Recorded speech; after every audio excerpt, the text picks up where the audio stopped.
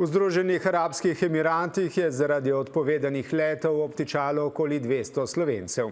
Zaradi zaprtega zračnega prostora je evakuacija z letali neizvedljiva, opozarja Ministrstvo za zunanje zadeve. Slovenskim državljanom svetujejo, naj ostanejo na varnem.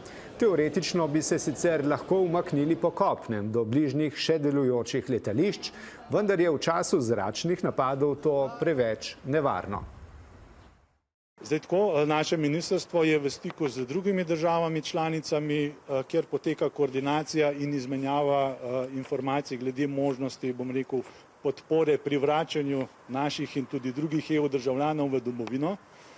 In vkolikor se bo kakšna priložnost pokazala, bomo seveda pri tem sodelovali in tudi pravočasno obvestili naše državljane.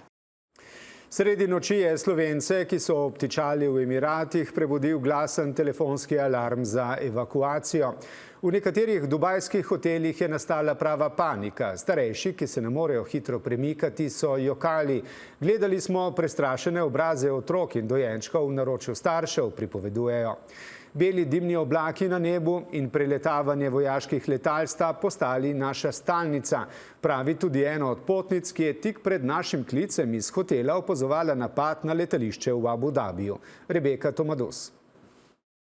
Ravnokar so bombardirali letališče, je bilo sporočilo, ki mi ga je sogovornica poslala tik preden sva se srečali na daljavo. Sem šla lih spraševati enega varnostnika, da če bi pove, a je varno, da grem ven, ne, in mi je rekel, ja, vi kar pejte. Pol pa tako naredim, kako funkcionira, če lih kar slišam bombe, ne, in pol je začelo to vsi tekli ven gledati, kaj se dogaja. Ma bi rekla, 6-krat je počlo, če ne mogoče celo večkrat.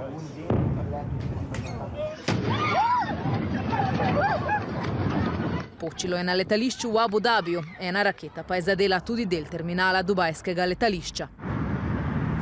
Še prej, okoli 1 ponoči, so telefoni glasno zazvonili za evakuacijo, pripovedujejo potniki. Ko dobiš ob 1 ponoči spet preko telefona alarm, da se moraš skriti, postaneš paničen. Pa si marsikaj doživel, ampak to pa je noro, ne, ker ni besed, ženi je bilo slabo, je šla bruha trenutko, sliši, mislim, samo poslušaš, če boš kaj zaslišal, ne upaš prav čez okno pogledati, ne vem, to te srce preleti, ne. Pač nam povedali, da ne delamo panike, da je vse okej in da pač to je splošno opozorilo, ki velja za vse.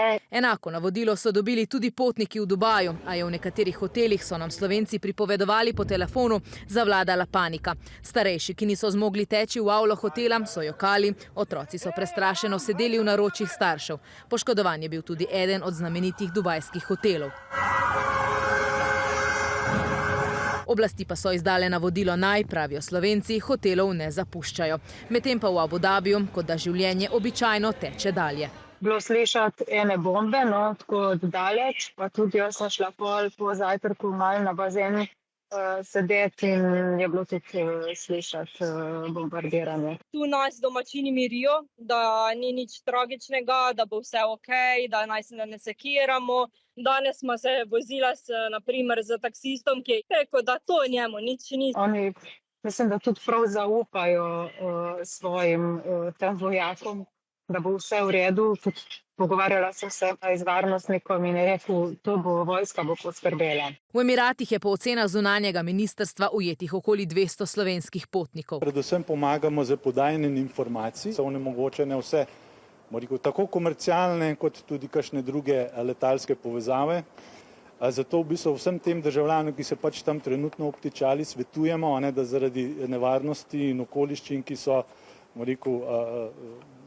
vojne narave pravzaprav, zadržujejo na varnih krajih. Da se moramo soočiti s tem, da bo trajalo vsaj 3-4 dni, preden se bo situacija zares začela reševati. Trenutno so naše možnosti zelo omejene.